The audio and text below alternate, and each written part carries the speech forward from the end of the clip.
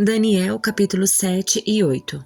Anteriormente, durante o primeiro ano do reinado de Belzazar, rei da Babilônia, Daniel teve um sonho e visões enquanto estava deitado em sua cama. Escreveu o que havia sonhado e foi isto que viu. Naquela noite em minha visão, eu, Daniel, vi uma tempestade que agitava o grande mar com ventos fortes que sopravam de todas as direções. Então saíram das águas 4 bestas enormes, cada uma diferente das demais. A primeira besta era como um leão com asas de águia. Enquanto eu observava, suas asas foram arrancadas e ela ficou em pé no chão sob as 2 patas traseiras como um ser humano. E lhe foi dada a mente humana. Vi então a segunda besta, e ela se parecia com um urso. Levantou-se sobre um dos lados e tinha na boca entre os dentes 3 costelas. E lhe foi dito: levante-se e devore a carne de muitos. Em seguida surgiu a terceira destas bestas, que se parecia com um leopardo. Tinha 4 asas de ave nas costas e 4 cabeças, e lhe foi dada grande autoridade. Então, em minha visão naquela noite, vi uma quarta besta, terrível, assustadora e muito forte. Devorava e despedaçava suas vítimas com grandes dentes de ferro e esmagava os restos debaixo dos seus pés. Era diferente das outras 3 e tinha 10 chifres. Enquanto eu olhava para os chifres, de repente apareceu no meio deles outro chifre pequeno. 3 dos chifres maiores foram arrancados pela raiz para dar lugar a ele. Esse chifre pequeno tinha olhos como de homem e uma boca que falava com arrogância. Enquanto eu observava, foram colocados alguns tronos e o ancião se sentou para julgar. Suas roupas eram brancas como a neve e seu cabelo como a mais pura lã. Sentava-se num trono de fogo com as rodas de chamas ardentes, e um rio de fogo brotava da sua presença. Milhões de anjos o serviam. Muitos milhões estavam diante dele. O tribunal iniciou o julgamento e os livros foram abertos.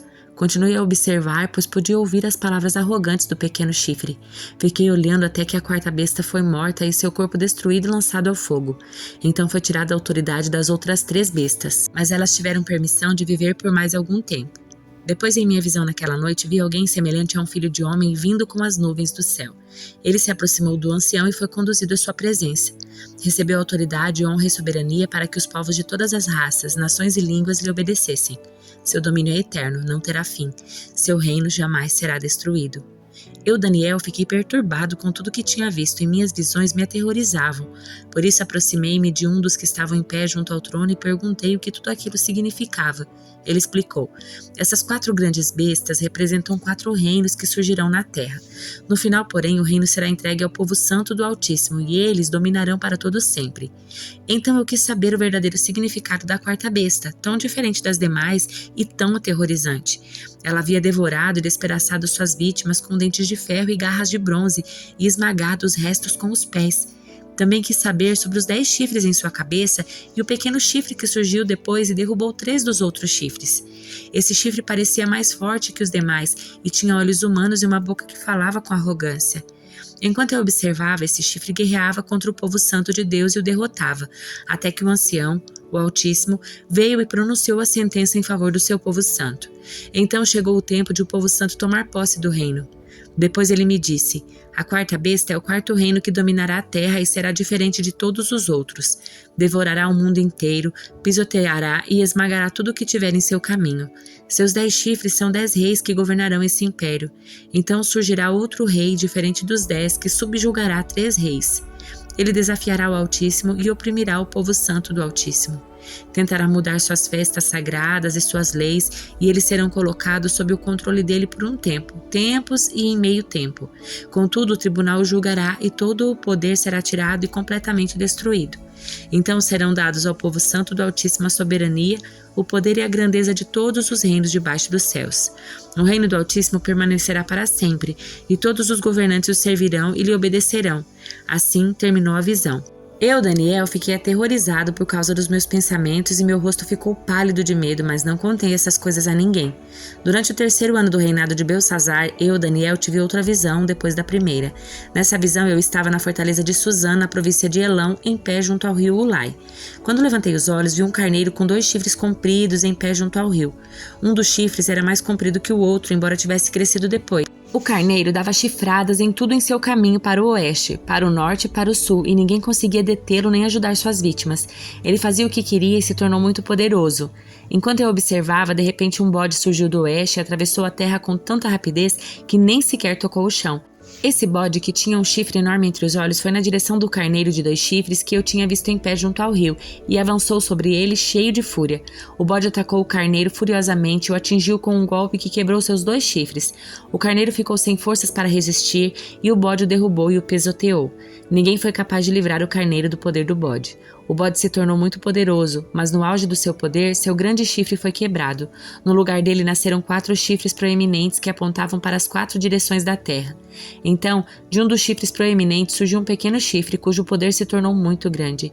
Estendeu-se para o sul e para o leste em direção à terra gloriosa. Seu poder chegou aos céus, onde atacou o exército celestial.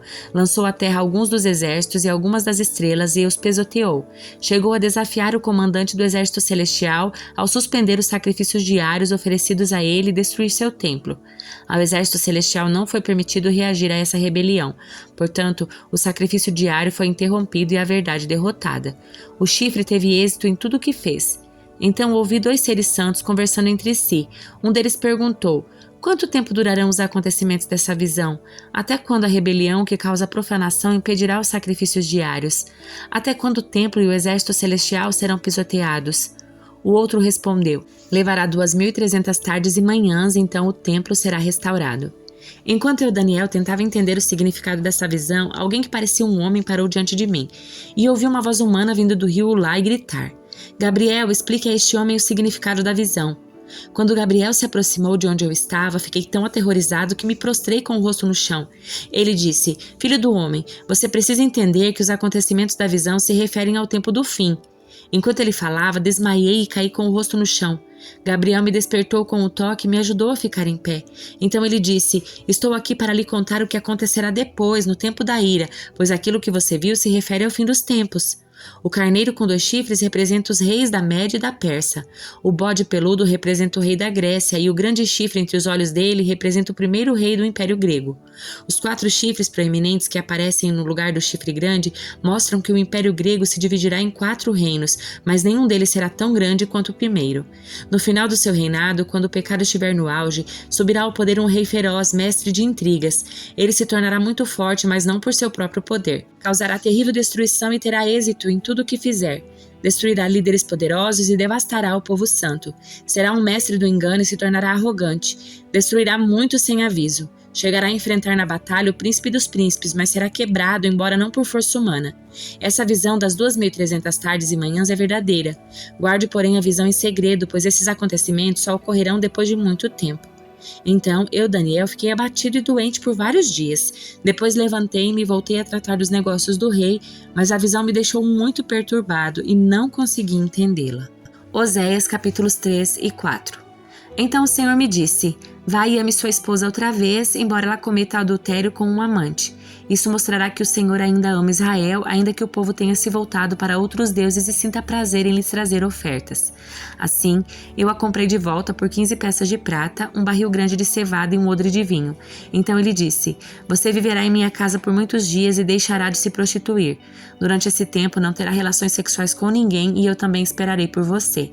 Isso mostra que Israel ficará um longo tempo sem rei nem príncipe, sem sacrifícios nem colunas sagradas, sem sacerdotes nem ídolos. Depois disso, porém, o povo retornará e buscará o Senhor seu Deus e o descendente de Davi, seu rei.